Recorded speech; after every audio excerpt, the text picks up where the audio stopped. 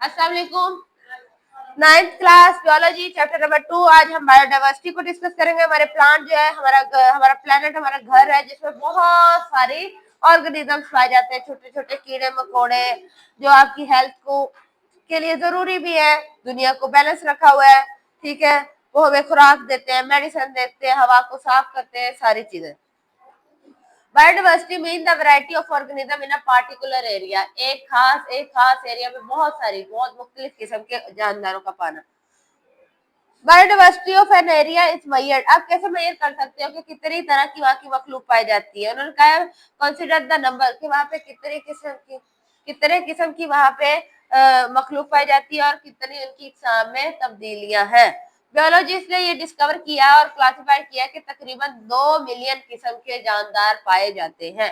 उन्होंने एस्टिमेट किया कि जी अर्थ पे के टोटल जो काइंड है अर्थ पे वो बहुत ज्यादा है। Biodiversity is not evenly spread. ये नहीं कि हर जगह बराबर की फैली हुई है, कहीं पे कोई वैरायटी ज्यादा, कहीं पे कोई वैरायटी ज्यादा। ये जो biodiversity in a place depend करती है क्लाइमेट पे, जो जितना क्लाइमेट बर्दाश्त कर सके, एल्टीट्यूड पे, सॉइल पे।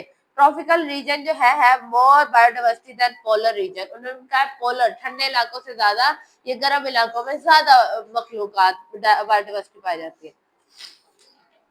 इम्पोर्टेंस की बात करें तो ये उन्होंने कहा हमें बहुत सारी हमारी हेल्थ के लिए इंसानों को, प्लेनेट को बहुत सारी सर्विस प्रोवाइड करती है। जैसे कि इकोसिस्टम स्टेबिलिटी, आपके इकोसिस्टम को, आपके माहौल को क्या करती है? स्टेबल रखती है, हेल्प करती है, मेंटेन रखती है बैलेंस किसका? इकोसिस्टम का। और इम्पोर्टेंट रोल प्ले करती है किसमें? बायोकेमिकल इन साइकिल, जैसे कि carbon cycle, nitrogen cycle. Carbon आपने देखा है कि कैसे कार्बन डाइऑक्साइड का एक साइकिल चल रहा है, नाइट्रोजन एटमॉस्फेयर से नाइट्रोजन लेना, उसे नाइट्रेट में चेंज करना, उसे प्लांट्स का यूज करना, फिर उसका दोबारा एटमॉस्फेयर में चला जाना, ये सारा। क्लाइमेट रेगुलेशन, पौधे और जो एलजी है बेटे वो एब्जॉर्ब कर लेते हैं कार्बन डाइऑक्साइड को और क्लाइमेट को बैलेंस रखते हैं, ठीक है। उसका एक वो बैलेंस बरकरार किए हुए हैं। नेचर रिसोर्सेज, ये प्रोवाइड करते हैं वास्ट अरे ऑफ रिसोर्सेज फ्रॉम फूड से, मेडिसिन से, बिल्डिंग मटेरियल, फ्यूल, हर चीज के लिए ये सारे ऑर्गेनिजम्स काम आते हैं। वास्ट, बहुत बड़ा, ठीक है। उसके बाद इकोनॉमिकल, पैसे की बात करें तो उन्होंने कहा इससे हमें क्या फाइनेंशियली क्या फायदा हो रहा है। ये आपकी इंडस्ट्रीज को, उसमें एग्रीकल्चर, टूरिज्म, घूमना फिरना, आपका फार्मास्यूटिकल, आपकी मेडिसिन, इन सब चीजों में ये सारी मखलूकात काम आती है। इसके बाद बच्चे इसकी क्लासिफिकेशन की बात किया है तो क्लासिफिकेशन बायोलॉजिस्ट ने बताया है कि तकरीबन 2 मिलियन किस्म के जानदार पाए जाते हैं। उसमें से 0.5 मिलियन जो है वो पौधे हैं और 1.5 मिलियन जो है वो जानवर हैं। ओनली ये सिर्फ स्मॉल परसेंटेज है उन सब की जो जमीन पे रह रहे हैं।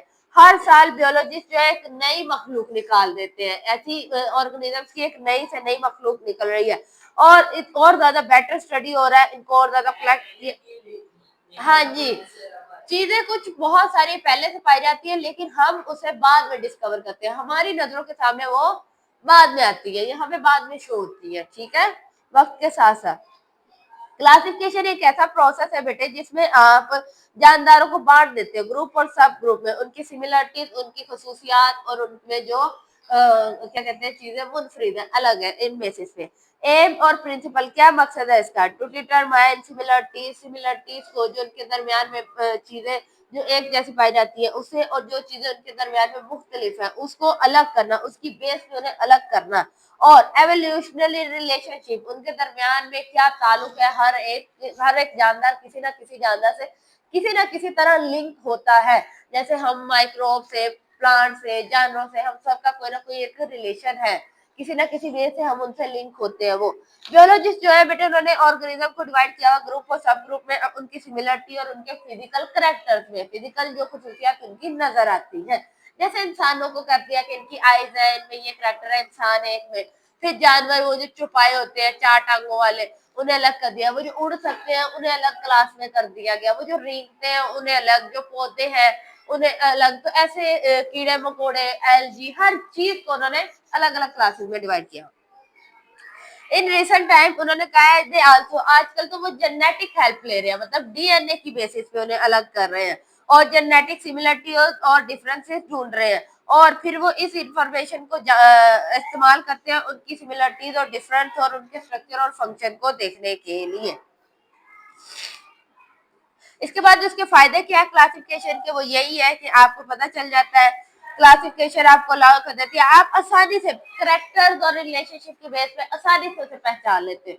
अगर कोई परिंदे की बात करें तो आपको पता है इसमें ये करेक्टर्स पाए जाएंगे, ठीक है।